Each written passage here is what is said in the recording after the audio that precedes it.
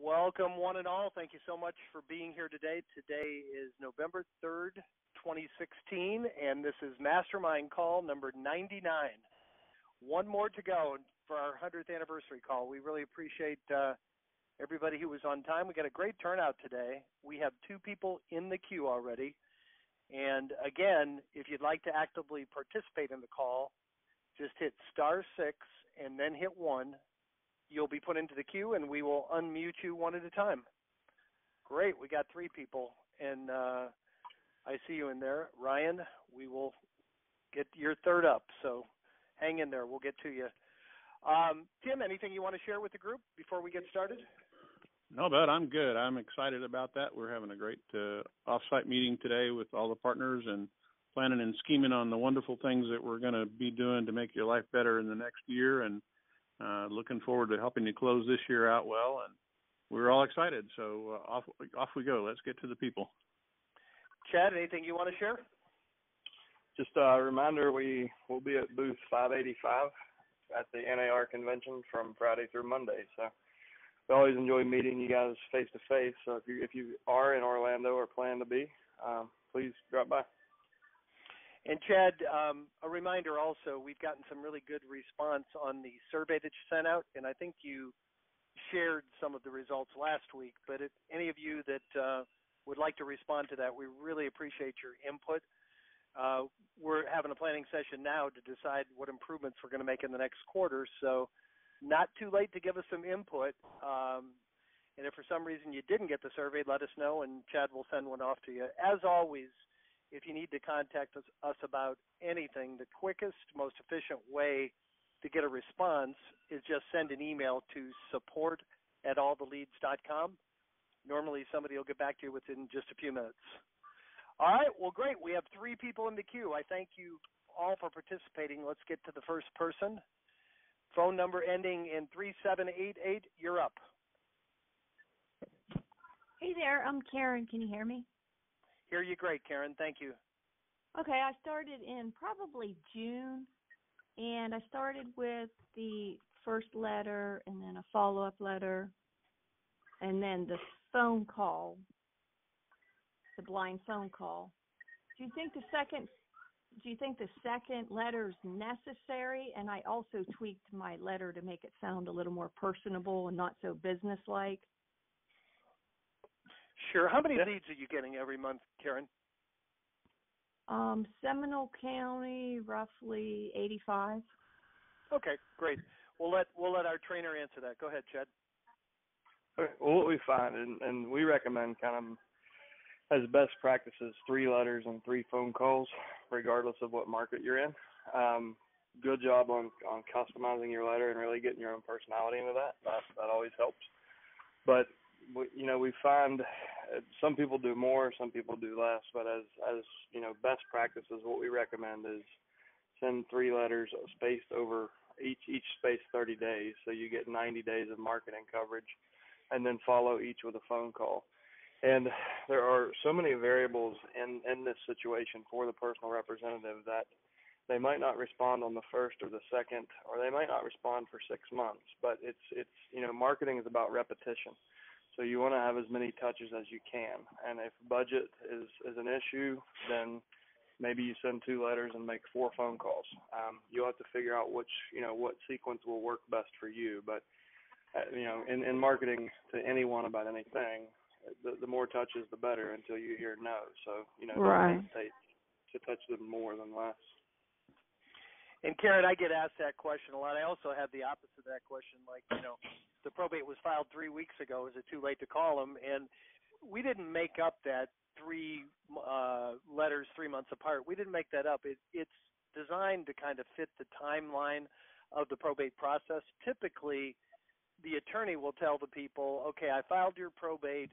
You won't be able to sell the house for a few months. And average time, unless you're in California, is about 90 days to complete the probate process. So typically, the people are kind of in a holding pattern. Their attorneys told them they can't sell for a few months. So the quicker you reach them, the better. But if you reach them in the first month or two, once the attorney says, okay, your probate is completed, you can sell the property, that's when they go out and start actively looking for a realtor. So you want to try to reach them, as many times as possible before then, and, let them know the first conversation, you don't need to wait till it's completed to get the property listed. Let's get it on the market. Let's take advantage of this downtime to find a buyer for the property. You'd rather be, have it completed, have a buyer waiting ready to close than just getting the process started, a few months down the road. Right. Does that make and sense? Then when you get those leads, how far into it are they? So about 4 months after the No. Go ahead, Chad. So what's happening? What the reason you're getting the lead is because somebody passed away, and the family member, usually the executor that was named in the will, goes to the county and files probate, and that's really the formal notice to the world that they're ready to move on and settle the estate. So what we find is it's typically about 60 days after the death is when that occurs for most people. Okay. You're going to find exceptions. If you look in your data and the columns, I don't remember the which column, but in your the spreadsheet that you get, your leads, you'll see date of death and date of probate filing. Okay. And typically those will be about 60 days apart, but you are going to see some. I've had one all the way back to 1983, and I've had several that were 2 or 3 years, because what happened, someone passed away, they didn't understand the probate process, so they just didn't probate the estate. Never file. Mm-hmm. And eventually when they go to sell the house or go to get a new loan or something triggers that, they say, well, wait a minute, where's your husband? Well, he died. Okay, well, you have to probate the estate. So, but it's typically, the timeline there is typically about 2 months after the death, the probate is filed. So it's not like the person passed away last week. And, right. The fact that they filed probate is them kind of saying, okay, we're ready to deal with the business side of this. It seems like the ones that I've listed, once I get in front of them, I'll list them. But the ones I've listed, they're more calculated, more disengaged. They're not sensitive and, okay, this needs to be done. But some people send me these nasty letters and why you're a vulture, you're like an ambulance chaser, and then I get my wings clipped and I'm afraid to do it. Yep. And it's if you remember in the first video in Fast Track, what I tell everybody is, if I could give you any gift, it would be confidence in what you're doing. Because if you're confident that you're doing the right things for the right reasons and you have a strong why, just don't let that shake you, because the 6 or 8 or however many % of people that you do business with off of this list, they really, really need your help and what you're doing as a community service. And regardless of what business you're in, there's always going to be somebody that thinks your business is a scam or doesn't like it. And should you focus on those people or your customers that you actually take care of that get value from your business? So just remind yourself, you got to work on your own mindset too. Remind yourself, I got into this for the right reasons, and I'm providing a high level of service to people who really need it in a stressful time, and make the next call. You can write those people off. Karen, how many have you actually listed so far? So since June, I've listed everybody I met, so 4, but it seems like, seems like I'm not getting in front of that many, but I'm doing the phone call and the 1 to 2 letters. Should I be getting in front of more? So imagine a listing opportunity where you're converting 100% of them. It sounds like that's you need to improve that number a little bit, Karen. Right. Kidding, well, if I get in front of them, I could get them, but I just need to get the appointment. I need them to call me or do something. Sure. So since June, Karen, have you just been sending 1 letter or 2 letters? Or what exactly? 2 letters and 1 call. Okay. So, I mean, at a minimum, I would say step up your phone calls and do at least 2 letters and 2 calls. Okay. And tell us about your phone calls. What time of day? What's your contact ratio? Like, if you call 75 people, how many do you actually speak to? And what time of day are you calling them? We're calling them like 2 o'clock in the afternoon during the week. Okay. So let's try this. Let's shift your call blocks to morning and evening. So try 8 a.m. to 10 a.m. Okay. and 4 p.m. to 7 p.m. We find that you're going to get about 150% more higher contact 150% higher contact rate during those times than you will midday. But and the these best are the days, blind calls that just go to voicemail, the blind calls. Okay, so you're just doing direct. ringless voicemail. Ringless voice, yeah, ringless. Okay, well then that's not actually a bad time to do it, because during the day when they're really busy, they think they missed your call. So you're doing ringless voicemail, and you're getting just a handful of calls back. Yeah, Right. I mean. Do you have the time to make a round of outbound calls? I do. I'm a little afraid of getting cussed out or rejected, but if they're in my farm, I'd feel better about it. If they're in my farm, okay. I'm not so cold. All right. Well, if you're definitely going to, you will have more conversations and talk to more people if you make live phone calls. I understand your hesitation, but and if you want to work together, I'll work with you one-on-one until we can get through that. We've got plenty of people who have had call reluctance, and that's actually the number one problem we face is people just don't want to get on the phones.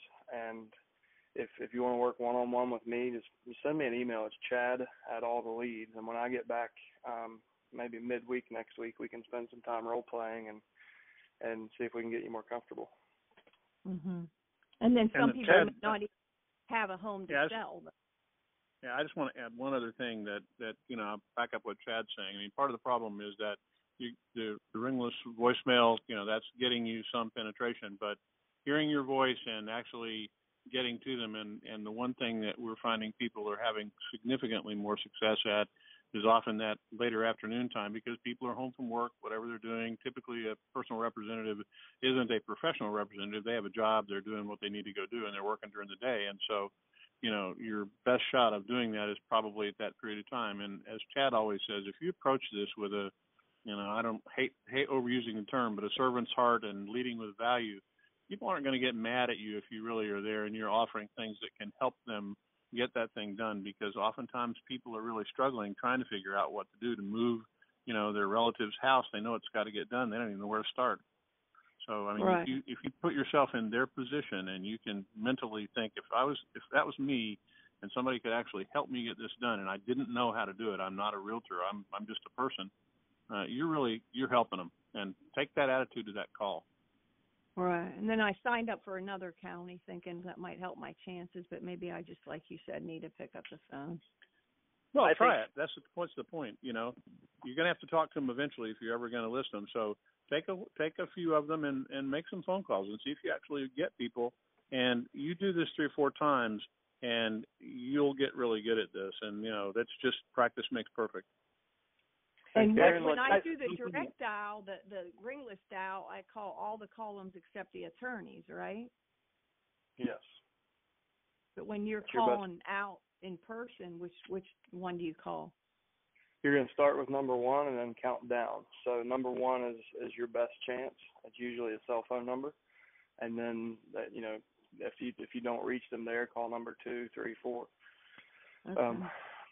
And what I was going to say, if you, I don't know if you were on the role play call yesterday, but one of the things that we covered again that I don't think we talk about enough is using empathy to really kind of diffuse those people that do have a problem with you making an outbound call. So I encourage you to listen to, if you haven't been on the role play calls, jump into All the Leads Mastermind, our Facebook group, and listen to the last few role play calls. We talk about those things and how to address those objections. But if somebody hits you with that hard objection of, why the hell would you mail me? Somebody just passed away.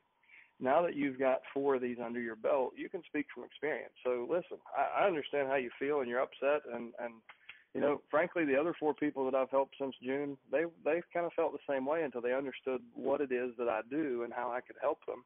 And I made their life so much easier. So do you want to tell me what a bad person I am, or do you want to hear how I might be able to help you? And, you kind of match their energy and hit them as hard as they hit you. And what you'll find is oftentimes you're talking to their ego. And once you can kind of break through that and get the real story, they're scared to death. They don't know what to do. They don't trust you. They've gotten 15 letters from investors, and they're just venting. And if you can stay in that conversation, be confident that they're better off working with you than not, and ask them good questions, you can turn those into listings. So, and that's what I mean by, like, I'll work with you. I don't want you to be afraid of getting blasted. I want you to have a really good, solid response. So when someone does hit you with that, you can turn it around and say, listen, everybody feels that way. Somebody just died. I get it. That's why I do what I do. So how can I help? And you're not gonna get them all by doing that. But if you can do that confidently, you're gonna take those people who are, guarded and on offense, and you can kind of turn that into a good conversation and figure out if there is a way to help them. So, hey, Chad, I didn't mean to interrupt. We have 5 people in the queue, but Karen, I really suggest that you do schedule a private session with Chad next week. And it sounds like maybe 30 minutes. But the good news is you've honestly done a pretty minimal effort, and you've already gotten 4 listings. So congratulations, you're doing something right. I mean, I compliment you on that, and it just shows you how much more potential you have, if you actually do pick up the phone. I think that's great. Does that help? Yeah, absolutely. Thanks. All right. Thank you so much. Let's get to the next person. I want to make sure we get to everyone. The next one, your phone number is anonymous, but you're unmuted. Go ahead. Hey, this is Jim in Tampa. Hey, Jim in Tampa. What's up? Hey, looking forward to seeing you guys. I'll be in Orlando on Saturday. Awesome. Great. Before I get to my question, Chad, you mentioned 8 a.m. to 10 a.m. in the morning for the outbound calls. And 8 a.m. makes me really nervous. Is that really not too early to be calling people? It's based on a study that was done by MIT, and it was Tuesday, Wednesday, Thursday, 8 a.m. to 10 a.m. and 4 p.m. to 7 p.m. are the best time, the optimal times. I don't think 8 a.m. is too early. I mean, I think you're catching people getting ready for their day before distractions really start. I think that, you think of the age group, the demographic of the person that would be appointed as a personal representative. They're probably a pretty responsible person that probably don't sleep till 11 a.m. So I wouldn't really hesitate. I mean, if you find out that you're waking people up, then you might back off. But the idea is you catch them before their day gets too busy. Got it. Okay. All right. I'll take that. All right. So getting to my question, I've watched the video a couple of times on the setting up your CRM, your spreadsheet. Currently, I'm using the Excel spreadsheet in a worksheet format that I've modified just slightly. It's really cumbersome. I have the exact contact CRM, and they're not able to put the information into a linear type of a spreadsheet where you can see all the information when you're calling people. So I guess first question is when is yours coming out, and secondly, any suggestions? I'll take it, Chad, if you want. Okay. Yep. Yeah. This is Tim, and part of our reason in being together today in the same room is we're literally all hoping to get out of Florida, signing off on being ready to turn this thing on, and that's part of the reason that we're together today. It's ready, and we're ready to turn it on. So after lunch today, we're kind of going over some of the last pieces of this, and if we're all happy, our intent is to probably fire this thing up next Tuesday. We'll all be back at our desks and being able to support any customer questions. So I would say if you hang on until next Tuesday, we'll take care of you. Okay, excellent. That works. See you guys Saturday.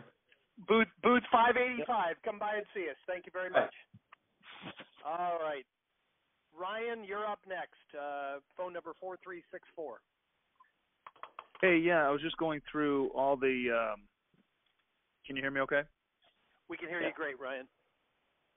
So I was just going through the leads that I've been sent so far, and so many of them have sold already. And so I'm just curious if there's ways to get a hold of their data before it goes to probate, because I'm noticing, and I listened to what you said, Chad, that sometimes they won't file for probate until months or years after the person has died. But, I mean, out of the list that I got this month, only 2 or 3 haven't even sold yet. So I really only have 2 or 3 people to call. Is there a way to increase that or to do better on that? There is. What market are you in, Ryan? Denver. Okay, I could have, if I had to guess, that would have been my guess. You're in, so far, the good news for everybody else is you're in the only market that I know of that this is a big problem.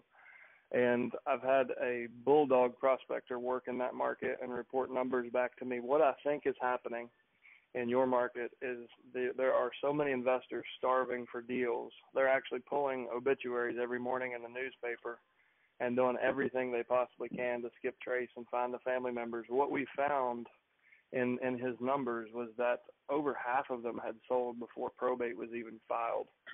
So and most of them were not ever on MLS. So that's in his testing. So you're in a tough market. The best advice I have for you is focus on probate attorneys and focus on help those attorneys understand what you do for the families and that you have investors. So if a family needs a cash offer, that's one of the things you can do. But you're going to represent the family's best interest, sell the asset for the most amount of money in the shortest amount of time. And what we find across the country, when attorneys meet our real estate agents who really have this dialed in, they're blown away because they're not expecting it. And most attorneys won't refer business or even introduce their clients to an agent because they don't want that to reflect badly on them. But in the markets where we have really good folks who are doing this, when those attorneys find them, they latch onto them and like push referrals to them. So I would say to help you out, focus on the top probate attorneys in town, get in front of them, help them understand the service you provide. And even the ones that, definitely there's probably ones on the list you haven't spoken to that haven't sold that are getting bombarded with investor mail. What can also help you there is the attorney can say, if they don't give you a direct referral, maybe the client calls the attorney and says, hey, this person mailed me, who should I call? And he might say, well, Ryan's really got it together. I met him last month in my office. You should pick him. So you can get kind of endorsements from the attorneys as well if the clients are asking, what they should do. But and Ryan, focus on that. Just like I didn't mean to interrupt, Chad. We have 3 more people in the queue. I'll make sure we get to everyone. Just like Karen, if you need an extra coaching call with Chad, please chad@alltheleads.com, and he can go over some specific strategies for markets like yours. Okay. Does that help? Do you know ways to get their data through the obituaries or through other means before they go to probate? I don't know exactly how they're doing it. I mean, they're probably skip tracing. There's services you can use like Spokio.com. The challenge, like they've got to be spending an exorbitant amount of time, and they probably get it wrong quite a bit, and they probably call a lot of wrong numbers and wrong people, because there's no really accurate way to do it. Because if John Smith passes away and you go poking around on the internet to find numbers for John Smith, you might have to call 100 before you get the right John Smith's family. Let me just add one other thing, Chad, about that, and it's probably reasonable to seed this a little bit. We are, in fact, as a group, one of the things that we look at is what we're going to do next year and what cool things we can, like I said, what can we do to help? And I'm going to cut this off after this, but we're actually looking at working with obituaries and trying to do some stuff to do exactly what you're asking for. In some markets like yours, we think that may be valuable where we're finding a high percentage of sold or whatever. We're going to take a look at seeing what we can do with obits. If you got someone with a last name that's spelled relatively uniquely, it's pretty easy. The problem is John Smith. So, we're working on it, and we're definitely going to work with you to try and make this successful and, get with Chad and take that call. Let's go on to the next guy. That's about all we can do right now, but do give Chad a call and let's set something up so you guys can talk direct. We want to make it successful. Okay. All right. Thanks, guys. Thanks for your participation, Ryan. All right, we have 3 more people, and we got 5 minutes. We may run a little bit over today, guys. Phone number ending in 3465. You're up. Yeah, hey, just 2 quick questions. One is on the role play meeting. Is that every Wednesday? It's the first Wednesday of every month. Okay, first Wednesday of the month. Okay, and then the second is on the calls, I'll call them robocalls. in addition to live calls. Where do you find that resource so I can review that on the website? VoiceLogic is the parent company, and Voice Casting is the software or the service that they provide. Okay, so I should just go to voicelogic.com? Yes. And I'd recommend calling them, and when you speak with them, ask for Steve Lindo. He's the VP of Sales. Okay. He's actually the owner of the company. Very customer service friendly. Oh, he's not? Okay, he's one of the VPs. I thought he was the owner. All right, thank you. Two more people in the queue. Thank you. Phone number ending in 5167. You're up.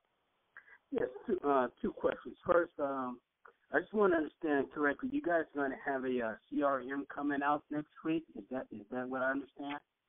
Yes, sir. Great, next Tuesday. Great. Okay. And then my other question, as far as the letters go, I recall. Correct me if I'm not right, but should we send them out every 10 days or every 15 days? What's the space in between you should send the letters out? 30 days is best because it gives you a bigger window of coverage. So if you space them out every 30 days, you're marketing over about a quarter. And because people move at a different pace, you don't necessarily market as aggressively to these folks as you might a FSBO or expired. You kind of spread it out over a longer time. Okay. Good deal. Okay. All right. Okay. Those are my questions. Appreciate it. Thank you very much for participating. Last person, and we got a good 3-4 minutes, so we got plenty of time. Phone number ending in 1004. You're up. Aloha from Hawaii. Aloha. How are you, sir, Howard? Howard, all you're right, the only person we have that says aloha. That's got to be you. Hey, it's part of the language. Yes, sir. Everything is aloha. Anyway, the letters, our first batch of letters, we have a short amount of leads, unfortunately, and they were sent from Florida instead of mailed to us on the first. Hey, Howard, can you maybe, if you're on a speakerphone or something, can you talk directly into the phone? We're having trouble hearing you. Okay, hang on 1 second here. I heard what you said so far, that you're in Hawaii and your letters were sent from Florida. Correct. Can you hear me now? Better? Yeah, that's better, Howard. Go ahead. All right, cool. All right, what I'm assuming, you don't assume anything, but arrival time, the U.S. mail's not what it used to be, so we're talking mailings on the 31st, and today is the 3rd. I don't know when they're going to hit. They may hit today. They may, We're using first-class mail, so. You'll know when they get there because you'll receive one of them. When we mail them from here, you'll receive one of them. And I know that, you want them to be boxed, and obviously, we've communicated back with you about that, and we'll take care of that going forward and all that. But we're mailing one direct to you at the same time it went into the Postal Service. We always mail directly to you as well. So when you get it, you'll know they got it. Okay. A second question, after they receive it, after we know they receive it, when's a great time? How many days? To call them? Wait. Yeah. So I'd start calling them as soon as you know it's in their mailbox. Give them time to get their mail for that day, and no later than the next day, start calling. The longer you wait, the further down in that stack of mail that they didn't look at it goes. Right. Okay. And who am I speaking to? This is Tim. Oh, okay, Tim. All right. And if I want to talk with Chad, just shoot him an email as well. Have a little. Yeah, the easiest way to get any of us is just send an email to support@alltheleads.com, and it gets pointed to the right person at the right time. All righty. All right. Sounds like a plan. Great, guys. Great. And I really want to thank you. This was excellent participation. Thank you to the 6-7 people that participated today. I always and again, if you're at the NAR convention, come see us, booth 585. If you need us before next week, email support@alltheleads.com. I always like to end these calls by challenging y'all. You took a half hour out of your busy schedule to be here. So take one idea, one thought, one thing that inspired you today, put it into action, and come back and share your results with the group next week. Thank you so much for being here. Make it a great week, guys. We'll talk to you soon. Thank you.